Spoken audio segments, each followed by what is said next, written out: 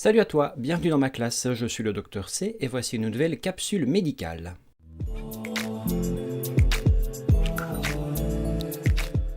Aujourd'hui, on s'attaque à un organe digestif majeur mais qui pourtant est très souvent mal connu, le pancréas. Le pancréas est-il un organe? Une glande?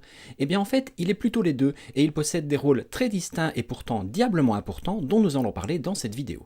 Quand j'ai tourné cette vidéo pour la première fois, vous étiez plus ou moins 100 abonnés à ma chaîne, et aujourd'hui, on dépasse les 4000. Alors je vous remercie grandement, c'est un très grand honneur pour moi, je vais essayer d'en être digne. Allez, tu es prêt? C'est parti pour une nouvelle capsule médicale.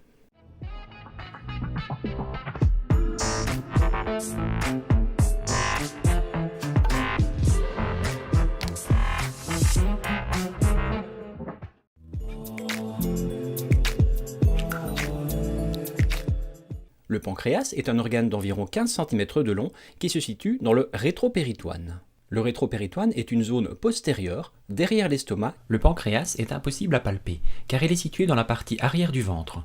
Pour appuyer dessus, il faut d'abord écraser tout ce qui se trouve en avant du pancréas, estomac y compris, comme vous pouvez le voir sur cette image. Si un médecin s'y essaye, il risquerait bien de se prendre un coup de pied avant d'y arriver. Le pancréas comprend un corps, une tête et une queue. La tête est comme enchâssée dans le duodénum, la première portion de l'intestin grêle. Je vous renvoie vers ma vidéo sur le sujet pour en savoir plus sur l'intestin grêle. Le corps prolonge l'organe, qui se termine ensuite par la queue, qui est plus étroite, et se situe en arrière de l'estomac et en avant du rein gauche.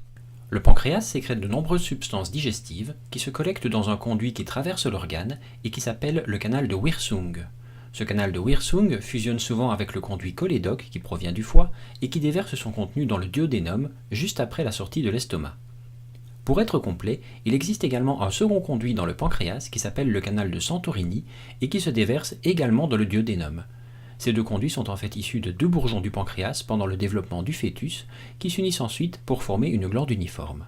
La vascularisation du pancréas est assurée par pas moins de 8 artères dont l'étude détaillée est bien trop avancée pour une vidéo de ce genre.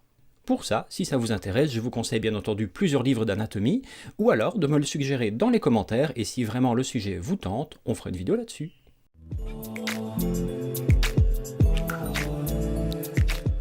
Le pancréas est un organe qui possède une double casquette. Il possède en effet une fonction endocrine et une fonction exocrine. Endocrine, ça veut dire que le pancréas envoie des sécrétions dans la circulation sanguine, ou en tous les cas à l'intérieur du corps. Exocrine, ça veut dire qu'il envoie des sécrétions à l'extérieur du corps. Le pancréas qui déverse ses sécrétions à l'extérieur du corps, ça ne vous paraît pas bizarre? En fait, en médecine, le tube digestif est considéré comme faisant partie de l'extérieur du corps. Et quand on y pense, ce n'est pas si bête. Le tube digestif, après tout, est un conduit qui traverse le corps humain de haut en bas et qui est ouvert au niveau de la bouche et au niveau de l'anus. Le corps humain est en quelque sorte autour de ce conduit. Bizarrement, ce qui se trouve en cet instant dans votre estomac n'est pas à l'intérieur de votre corps, mais bien à l'extérieur. Une fois le contenu de votre estomac digéré, l'intestin grêle va absorber depuis ce conduit ce qui l'intéresse, qui va alors passer à l'intérieur du corps. C'est un peu la même chose pour l'air qui se trouve dans vos voies respiratoires. L'air qui est dans votre trachée est-il à l'intérieur ou à l'extérieur de votre corps? Médicalement en tout cas, il est à l'extérieur jusqu'à ce qu'il pénètre dans les globules rouges, qui sont eux à l'intérieur du corps. Vous vous souvenez? On a déjà parlé de tout ça dans les vidéos précédentes.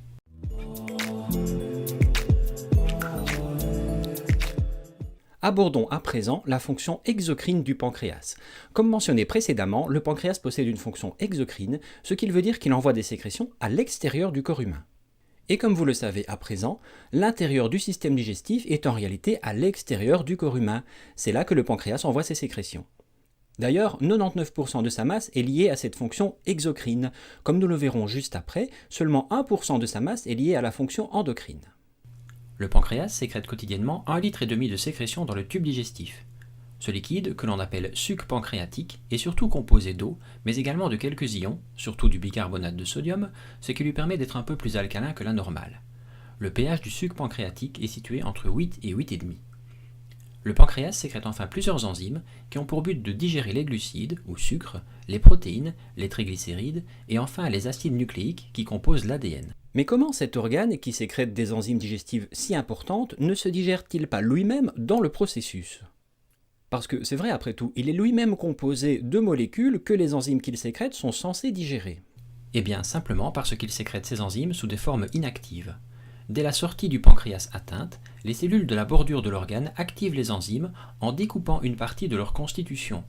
Un peu comme si dans une usine de feux d'artifice, la dernière chose que l'on faisait avant la mise en boîte du produit fini, c'était disposer une mèche pour pouvoir allumer le matériel ensuite. Le bicarbonate de sodium qui est libéré par le pancréas permet enfin d'augmenter le pH du contenu du bol alimentaire qui arrive depuis l'estomac dans le système digestif. Je vous renvoie pour ça à ma vidéo sur l'estomac que je vous place ici.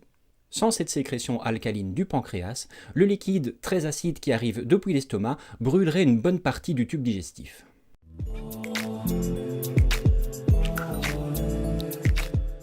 La fonction endocrine du pancréas ne représente certes que 1% de sa masse, mais elle est pourtant la plus connue et peut-être une des plus importantes de cet organe.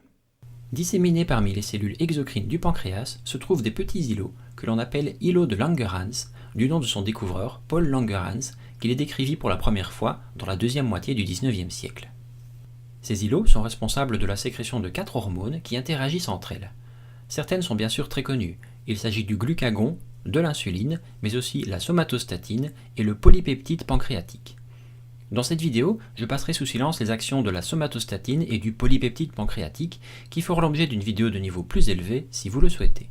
Nous allons nous attarder plus spécifiquement sur les deux hormones principales du pancréas, le glucagon et l'insuline. Le glucagon et l'insuline sont des hormones antagonistes, ça veut dire qu'elles ont des actions juste opposées. Le glucagon est une hormone qui est sécrétée lorsque la glycémie diminue. Ce glucagon agit sur le foie, où il augmente la mise en circulation des réserves de sucre qui s'y trouvent. Il favorise également la transformation de lactate en glucose, qui est alors directement utilisable. Le glucagon existe en ampoules, qui sont injectées aux patients diabétiques qui font une grosse hypoglycémie. Lors d'une activité physique, ou lorsque vous êtes dans un grand état de stress, le corps humain va sécréter beaucoup plus de glucagon pour fournir plus d'énergie à vos muscles. Plutôt pratique, non? Si quelqu'un vous menace, vous aurez donc plus d'énergie pour vous enfuir ou pour vous battre. Si le système était inversé, vous feriez un coma hypoglycémique à chaque fois que quelqu'un parle un peu fort. Oh, pas tellement pratique. L'insuline a été découverte à la fin du XIXe siècle. Elle est fabriquée par les ribosomes des cellules bêta des îlots de Langerhans. Alors si vous êtes un fidèle de la chaîne, vous vous souvenez que j'ai parlé de la production des protéines par les ribosomes dans l'épisode sur la cellule. Je vous le place ici, dans le coin de l'écran. Allez le regarder, ça vous permettra de comprendre ici la sécrétion d'insuline. L'insuline est donc composée de deux parties, composées respectivement de 21 et de 30 acides aminés. Elle subit plusieurs modifications de sa composition avant de devenir active. Le détail de sa production et de ses modifications dépasse le cadre de cette vidéo. L'insuline agit via divers mécanismes. Elle agit au niveau du foie pour favoriser la mise en stockage du sucre sous une forme légèrement différente, le glycogène. Elle agit également au niveau du muscle pour augmenter l'entrée de sucre dans les cellules, ce qui permet de diminuer le glucose sanguin. Lorsque la concentration de glucose dans le sang diminue de façon importante, la sécrétion d'insuline diminue et la sécrétion de glucagon augmente. L'insuline n'est pas sécrétée que lors d'une augmentation de la glycémie. Elle est également fortement influencée par différentes hormones digestives et neurotransmetteurs dont nous parlerons dans des vidéos plus avancées sur le sujet. Vous l'aurez compris, cette fonction endocrine du pancréas est diablement importante et cette vidéo vous permettra de comprendre une prochaine vidéo dans laquelle je parlerai d'une maladie très ou trop commune, le diabète. Restez branchés sur la chaîne, on y arrive très vite.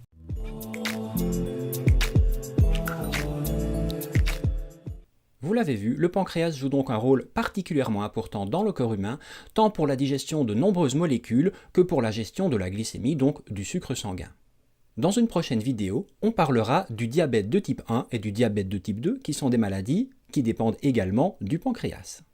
Vous voulez en savoir plus là-dessus? Alors n'hésitez pas à me laisser un commentaire ici en dessous dans la section ad hoc. Pour ma part, j'espère que cette vidéo vous a plu, qu'elle vous a permis d'apprendre quelque chose. Si c'est le cas, n'hésitez pas à la partager sur vos réseaux sociaux comme d'habitude, à me laisser un pouce bleu ici en dessous et bien entendu à vous abonner à la chaîne, c'est super important pour me permettre de continuer de la développer.